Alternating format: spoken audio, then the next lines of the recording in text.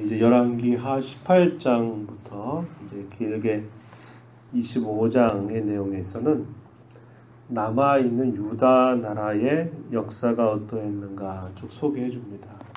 우리가 어제 읽었던 열왕기하 17장에서 이제 북조 이스라엘 나라가 약 210년간의 그런 역사를 이렇게 가진 채 아수르라고 한 나라에 의해서 멸망을 당하게 되고 이제 남쪽 유다만이 남는데 이제 유다의 역사가 한 135년 정도가 더 지속이 되게 된다, 그 이야기를 드렸는데요. 이 135년의 역사가 어떠했는가 하는 것을 열왕기하 18장부터 이제 마지막 쭉 내용까지 우리가 살펴가게 됩니다. 오늘 본문 속에서 등장하는 인물은 히스기야 왕입니다. 유다의 역사에 있어서 가장 다윗 이후로 가장 선한 왕으로 분류할 수 있는 그런 히스기야의 통치 기간 동안 어떠한 일들이 있었는가 하는 것을 오늘 본문 속에서 요약해 주고 있습니다. 그 당시에 북조 이스라엘 나라는 바로 멸망 직전이었습니다. 호세아 왕이 제3년째 다스리던 때에 유다에는 아하스, 유다의 왕에 있어서 악한 왕으로 분류되는 인물이죠. 아하스의 뒤를 이어서 히스기야가 즉위를 하게 되고요. 그때 나이가 25살이었다 그랬고 29년 동안을 유다 나라를 다스렸던 왕으로 소개해주고 있습니다. 계속적으로 우리가 살펴보듯이 북조 이스라엘 나라든 유다 남쪽 유다 나라든 몇 세에 그가 즉위하였고 또 상대의 남조의 경우에는 북조 이스라엘이 어떤 왕 때 즉위했는지 그리고 몇 년 동안을 다스렸는지를 얘기한 다음에 그 다음에 소개하는 게 그의 통치에 대한 그 하나님의 평가가 어떠한가 그것을 소개해 주는데요. 오늘 우리가 읽은 이 본문의 초도에서도 그 내용을 그런 동일한 방법을 따라서 소개해 줍니다. 3절 말씀 가서 보면은 이렇게 말합니다. 히스기야가 어떠했는가 그에 대한 평가에 대한 이야기인데요. 3절에 히스기야가 그의 조상 다윗의 모든 행위와 같이 여호와께서 보시기에 정직하게 행하였다. 다윗의 모든 행위라는 표현이 좀 우리가 주의해야 될 표현입니다. 옛적에 비교적 선한 왕으로 분류된다 하더라도 다윗의 걸음을 따라가긴 하여도 여기처럼 모든 행위라고 표현하지 않아요. 근데 히스기야 같은 경우에는 이스라엘의 그 부패한, 특별히 유다 나라의 부패한 그런 종교적인 관습들을 철저하게 그것을 개혁하고 바르게 세우려고 하는 일에 대단히 힘을 기울였던 그런 왕이었습니다. 그래서 여기 3절에 다윗의 모든 행위와 같이 여호와께서 보시기에 정직하게 행하였다. 그 내용들이 어떠한가 4절 이하에서 소개해 주기를 여러 산당들을 제거했답니다. 유다 나라에 있어서 고질적인 그런 죄의 문제가 산당의 제사를 그대로 방치했거나 묵인하는 일이었고 또 바로 그의 앞에 있었던 아버지였던 이 아하스의 경우는 직접적으로 이 산당의 제사를 분향하는 일까지 참여함으로 하나님 앞에 악을 행하였던 반면에 히스기야는 선대의 이런 잘못된 부분들을 거울 삼아서 잘못된 부분들을 온전히 근절하려고 하는 그의 모습을 보여주고 있어요. 여러 산당들을 제거했고 주상을 깨뜨리고 아세라 목상을 찍었고 심지어는 이스라엘 백성들이 광야 생활 이후로부터 아주 오랫동안 가져왔었던 그런 성물과 같은 게 있었는데 그것은 광야 생활 가운데 이스라엘 백성들이 하나님을 원망하면서 하나님이 그들이 살고 있는 장막, 진영에 불뱀들을 모아서 그 불뱀들에 물려 죽게 될 때 모세가 그 백성들의 죄업을 용서해달라고 기도하면서 하나님 앞에 긍휼을 구하자 하나님이 놋을 쳐서 뱀을 만들어라. 그리고 그것을 장대 위에 높이 달아라. 그리고 그것을 쳐다보는 자마다 다 나음을 입을 것이다 라고 말하면서 그 장대 위에 걸려있는 놋뱀을 보는 자가 다 그 죽음으로부터 벗어나는, 치유되는 그런 하나님의 역사를 체험했던 일이 있습니다. 근데 그 노뱀을 이 당시까지도 계속 그 노뱀을 보존해 왔던 것이에요. 그런데 이게 노뱀이 시간이 지나니까 어떻게 되냐면 그 노뱀이 마치 사람을 치유하고 사람을 고치는 것이 어떤 능력이 그 자체에 있는 것이냐, 이 노뱀을 숭배하는 일이 있었다 이 말입니다. 이것도 유다의 여러 왕들이 다 그것을 그대로 묵인했던 부분인데, 이스라엘 내에서 하나님이 거룩한 성물처럼 만들었던 그 노뱀조차도 이것이 하나님이 아니라 하나님이 이걸 통해서 무엇인가를 보여주고자 하신 것인데, 그 백성들의 마음이 거기에 기울면서 그것에 빠져드니까 그것조차도 가루로 부숴가지고 없애버리는 결단을 히스기야가 하게 됩니다. 그래서 히스기야의 종교개혁이 대단히 철저하게 진행되었다라는 것을 보여주고 있어요. 그 노뱀을 조각으로 만들어가지고 버리면서 이름을 뭐라고 줬다고 합니까? 4절의 끝부분에 보니까 느후스단 이렇게 불렀다고 했어요. 하나의 조각에 불과하다 이 말입니다. 하나의 조각에 불과하다. 하나님이 한때 그 노뱀을 수단으로 사용해서 그 백성들에게 무엇인가를 가르치려고 쓰셨기 때문에 특별한 성물처럼 여겨질 수 있는 것이지만, 그러나 그것이 곧 숭배의 대상이 될 수 없다는 것을 분명하게 이야기하면서 이건 하나의 노조각에 불과하다 이렇게 말하면서 느후스단 이렇게 불렀다 이렇게 소개합니다. 그 정도로 철저하게 잘못된 종교를 뜯어고치는 이 일들에 아주 과감한 결단을 이 히스기야가 그의 통치 기간 동안 했다라는 것을 보여주고 있어요.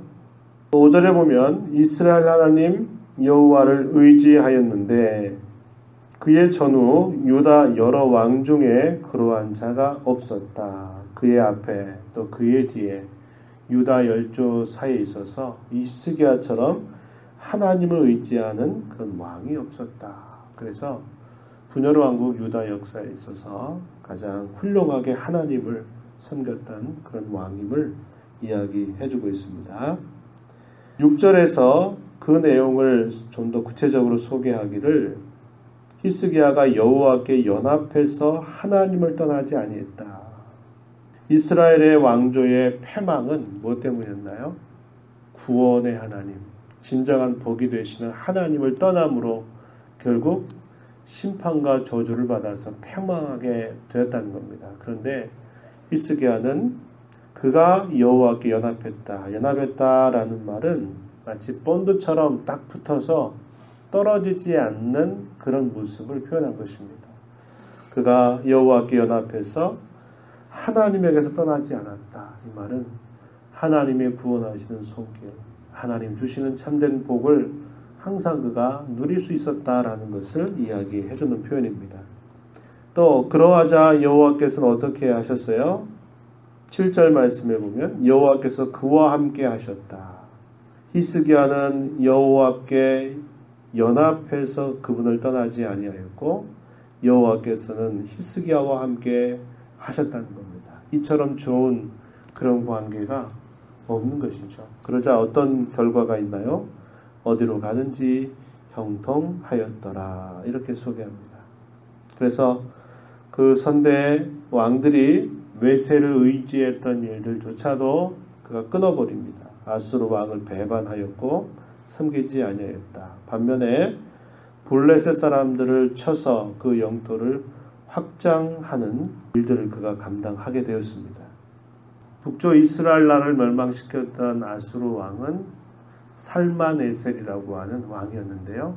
이 살만에셀의 뒤를 이어서 사네립 많이 들어보셨죠? 사네립이 아수르 나라의 왕이 되면서 계속적으로 그 세력을 키워가다가 어떤 일을 하냐면 사네립이 대군들을 이끌고 들어와서 이 유다의 성읍들을 점령하고 또 이 유다를 침공하는 그런 일을 하게 됩니다. 그러자 히스기야가 이때에 실수를 하게 되는데 어떤 실수를 하느냐? 14절에 보면요. 그렇게 대군을 이끌고 들어와서 큰 위기 가운데 있게 되자 히스기야가 이렇게 그 전가를 보내게 되는데 14절 중간에 보면 내가 범죄하였나이다. 나를 떠나 돌아가소서. 왕이 내게 지우시는 것을 내가 당하리이다. 범죄했다라는 게 무슨 말일까요?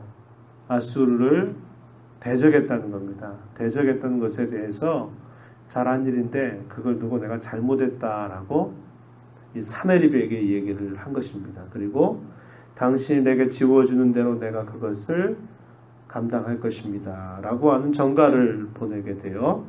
그랬더니 아수르 왕이 어떻게 요구합니까? 14절 뒤에 은 300달란트, 금 30달란트를 요구하니까 히스기야가 그걸 주는데 또 여기서도 실수를 하게 되죠. 15절 16절 여호와의 성전 왕궁 곳간에 있는 은을 다 주고 또 그때 여호와의 성전 문의 금 자기가 모든 기둥에 입힌 금을 벗겨서 모두 아수르 왕에게 주었더라. 그 많은 그런 걸 요구했을 때 그걸 들어줄 수 없으니까 성전에 있는 것들을 다 그것을 갖다가 그걸 채워서 바치게 되는 그런 큰 실수를 그가 범하게 된 것입니다. 이것으로 만족하지 않겠죠. 그랬더니 또 아수르 왕 사네립이 계속 와서 이 히스기야를 괴롭히는데 이때 많은 그런 신하들을 데리고 들어온 겁니다. 여기 17절 보면 다르단, 랍사리스, 랍사게를 이끌면서 대군을 거느리고 히스기야 왕을 치게 됐어요. 그런 과정에서 랍사게라고 하는 사람이 대단히 하나님을 모욕하고 교만한 말을 그가 하게 됩니다. 그 내용이 어떤 내용들이냐면 아무도 너희들을 돕지 못할 것이다. 이렇게 말합니다. 당시에 히스기야가 애굽 나라를 들여다본 겁니다. 애굽 나라를 들여다보면서 애굽 나라와 동맹을 맺고 애굽의 도움을 청한 것입니다. 그랬더니 이 아수르의 장수였던 랍사게가 그걸 비판하는 거죠. 아무도 너희들을 돕지 못할 것이다. 애굽은 하나의 상은 갈대 지팡이에 지나지 않는다. 라고 이렇게 말하고 너희가 의지하는 여호와 그도 그 신도 너희들을 돕지 못할 것이다. 라고 말하면서 조롱합니다. 그러면서 심지어 하나님을 시험해서 그가 내기를 걸어요. 그러면서 하나님이 이런 위기 가운데서 너희들을 건져낸다면 내가 말 2,000마리를 줄 것이다. 라고 이렇게 조롱까지 하게 됩니다. 그리고 그들이 이렇게 예루살렘을 침공한 일에 대해서 하나님의 뜻이 아니겠느냐. 하나님의 뜻이 있어서 우리가 너희를 다 침공한 거 아니냐. 이렇게 말하면서 하나님의 뜻을 빙자하는 태도를 그가 보이고 있어요. 25절 가서 보면 내가 어찌 여호와의 뜻이 아니고야 이제 이곳을 멸하러 올라왔겠느냐. 이렇게 말하면서 하나님의 뜻을 빙자해서 그 뜻 행하려고 우리가 예루살렘에 왔다. 이런 식으로 이야기를 하는 것이죠. 히스기야의 신하들이 이런 모든 일들에 대해서 랍사게에게 하는 말이 제발 이 백성들이 알아듣는 말로 이야기하지 말고 아람 말로 이야기를 해달라. 그래서 참으로 그 백성들의 사기를 떨어뜨리고 이런 일들을 하지 말고 그냥 모르는 말로 그렇게 해라.